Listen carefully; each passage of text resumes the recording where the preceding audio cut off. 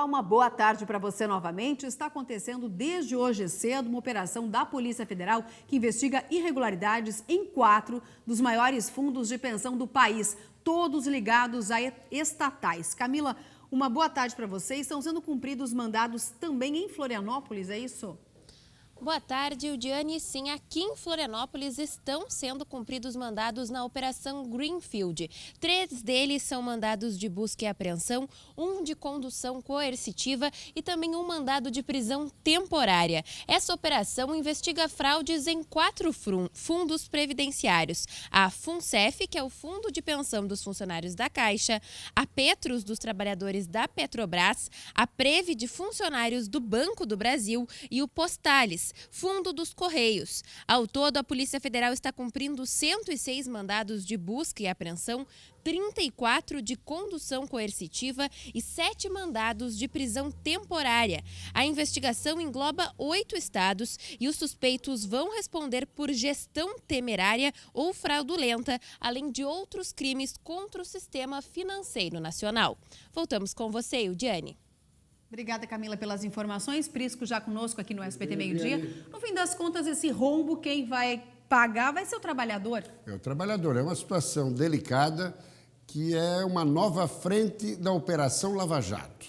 Operação Lava Jato que até hoje não mexia com fundos de pensão, que são bilionários, e com o BNDES. E por que não mexia? Talvez pela influência política. Todas as comissões parlamentares de inquérito no Congresso em relação a fundos de pensão e BNDES, nenhuma avançou. E por quê? Porque as indicações são políticas. E como os políticos têm muito interesse em indicar dirigentes do BNDES e representantes nos fundos de pensão, fundos que envolvem recursos de maneira vultuosa. Estamos falando nessa operação de agora da Polícia Federal, estamos falando nos 4 maiores fundos de estatais brasileiras, como a Camila nos colocou: Petrobras, Banco do Brasil, Caixa Econômica Federal e Correios. Só que tem um detalhe: é uma nova frente que a Operação Lava Jato realiza, mas que envolve figuras já carimbadas.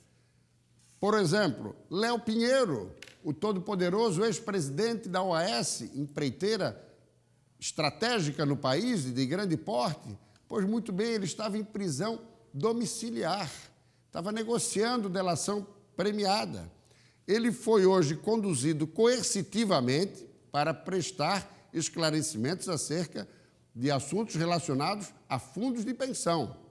E, ao mesmo tempo, o juiz Sérgio Moro cancelou a prisão domiciliar dele e o chamou de volta para a prisão em Curitiba, porque ele mesmo na prisão domiciliar estava atuando em questões relacionadas a fundo de pensão. Pois muito bem, agora tem outra situação. João Vacari Neto, tesoureiro do PT, também está sendo investigado na questão dos fundos de pensão, que é um desdobramento original da Operação Lava Jato e que chega a Santa Catarina. A Polícia Federal não deu coletiva, aqui em Florianópolis não se informa nada, mas de Santa Catarina nós temos, é importante, 3 mandados de busca e apreensão, uma condução coercitiva e um mandato de prisão.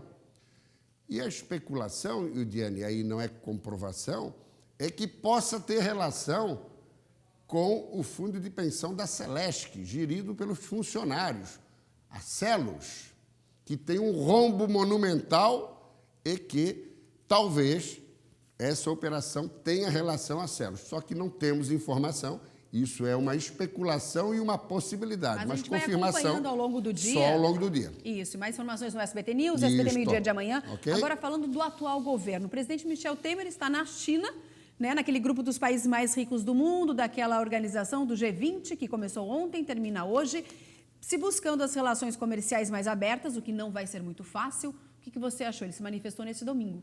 Eu acho que foi importante a ida do presidente Michel Temer, ele não é mais interino, é efetivo. A ida dele é o quê? Para demonstrar que aqui no país vivemos um momento de estabilidade institucional, política, com a investidura dele. Vemos aí imagens do evento com a investidura dele na presidência. Tem também uma leitura, uma sinalização sobre o aspecto econômico, como querendo dizer, olha, o Brasil está aberto a novos investimentos, a recursos estrangeiros, e estamos a caminho de uma recuperação econômica. Só que ele não falou só sobre isso. Ele falou também que as manifestações aqui no Brasil, e o Diane, reuniram 40, 50, 60 pessoas. O presidente está de brincadeira. Ele deve estar querendo o quê? Estimular as manifestações, porque isso é uma provocação. Não foram manifestações de 40, 50 pessoas, mas de milhares de pessoas. Que é o que a gente vai mostrar agora. Exatamente. Vamos mostrar agora. Olha só, enquanto Michel Temer estava e está na China, como o Prisco falou, aqui no Brasil, o domingo foi marcado por manifestações. Entre as cidades em que houve manifestações, Rio de Janeiro, Salvador e São Paulo. Na capital paulista, 100 mil pessoas ocuparam as ruas, segundo os organizadores. A Central Única dos Trabalhadores, Movimento do Sem Terra e Movimento do Sem Teto convocaram as pessoas pelas redes sociais. 3 quarteirões da Avenida Paulista foram ocupados. No final da tarde, o grupo saiu em passeata. Depois do protesto, um grupo de manifestantes entrou em confronto com a polícia. Bombas de efeito moral foram atiradas. Antes da chegada da passeata, 27 pessoas já tinham sido detidas no Largo da Batata. 2 agências bancárias foram depredadas. Uma mulher passou mal e desmaiou. No Rio de Janeiro, cerca de 3 mil pessoas se reuniram em frente ao Copacabana Palace. Os manifestantes percorreram a Avenida Atlântica até o Canecão. No final do protesto, um carro de reportagem do jornal O Estado de São Paulo foi atacado. O veículo ficou amassado.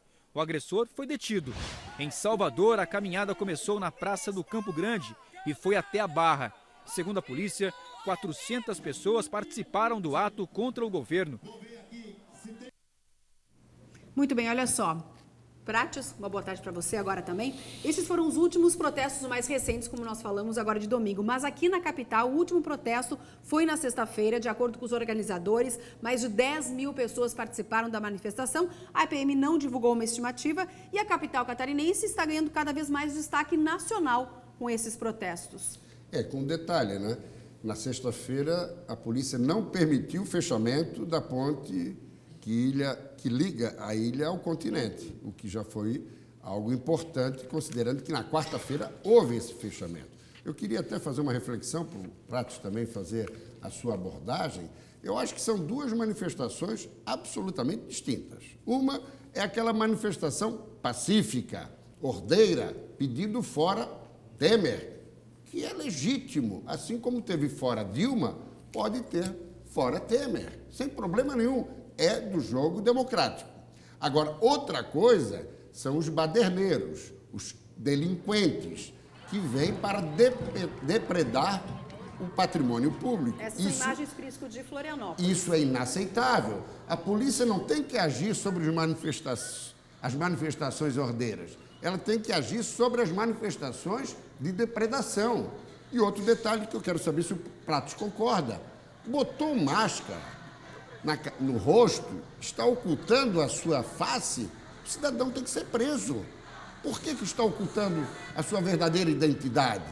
Botou máscara, prisão. Depredou, prisão. Agora, a Polícia Militar tem que agir naquilo para a qual ela precisa efetivamente atuar. Não lhe parece, Pratos?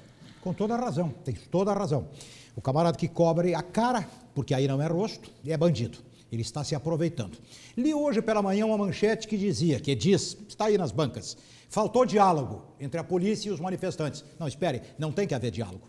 Eu posso protestar, você, todos nós, dentro da lei. Não há nenhuma possibilidade de que alguém nos obste, nos impeça. Dentro da lei. Agora, um vagabundo pegar um pedaço de pau e quebrar uma vitrina de um lojista que gera emprego, que está trabalhando, que não fez nada de errado... Paga impostos. Mas, com certeza, depredação de caixas, de agências bancárias, não. Aí não tem que haver diálogo, aí tem que haver intervenção da polícia. E outra coisa, não repitam 64. Os dias de hoje estão muito parecidos com os que antecederam. 31 de março de 64, não ousem. E hoje pela manhã nós fomos às ruas. Nós temos um Fala Povo, vamos ouvir, Prisco. Vamos lá?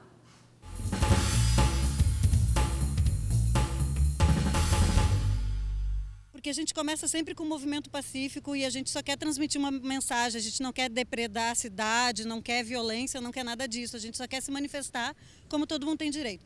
Mas sempre se infiltram gente para acabar com aquele movimento, né? Olha, eu acho que o direito de manifestar ele tem que ser garantido, mas o que a gente não pode admitir é essa bagunça, depredação. Isso não tem nada a ver com a gente, não tem nada a ver com Florianópolis. Não precisa quebrar nada, pode ser uma manifestação bem mais silenciosa. Lá em Porto Alegre também o pessoal quebrou muita coisa, eu acho que não tem nada a ver. E é uma pena que muitas vezes essas manifestações acabem sendo vistas como algo negativo, né, por causa de alguma violência. Só que muitas vezes essa violência ela é gerada não pelos próprios manifestantes, mas às vezes por pessoas que se infiltram e acabam fazendo esse tipo de coisa. Muita gente querendo fazer um ato pacífico, Exatamente, deu pra ver, né? E a infiltração é que é o problema. Isso já ocorreu em 2013, 2014, a infiltração daqueles que querem caracterizar que o país está intranquilo. E outro detalhe, chegaram, Prati, no final de semana, a insinuar em alguns veículos de comunicação, nas redes sociais, que os militares estariam, eles, acionando pessoas para se infiltrar nos movimentos, quando não é nada disso. Quem está se infiltrando são militantes partidários, militantes de organizações sociais, militantes de centrais, de trabalhadores, querendo o quê? Caracterizar que o novo momento que o país vive é de baderna. Por isso que a polícia tem que agir com rigor. Agora, o presidente Michel Temer tem que ter juízo, é um homem equilibrado. Não pode dizer que é uma manifestação de 40, 50 pessoas, porque senão ele vai fazer o que Collor fez lá atrás. Pediu para todo mundo se vestir de verde e amarelo e o povo foi de preto e o derrubou da presidência. Agora eu só quero saber o seguinte, nós temos quase 12 milhões de desempregados. Quem os desempregou? O Temer, em menos de 3 meses de mandato, entre aspas, 12 milhões de desempregados. Quem os desempregou ao longo dos últimos 13 anos? É isto que tem que aparecer no cartaz dos que fazem protestos indevidos. Eu disse indevidos. Que a polícia fique atenta e não tem diálogo. Fora da lei não tem diálogo. PT que ficou no poder, o Diane Prates, 13 anos. Aliás, 13 é o número do partido. 13 anos no poder, 13 milhões de desempregados, na média 1 milhão de desempregados por ano no período do PT. Prates, obrigada. Por isso que a gente volta depois para falar de eleições.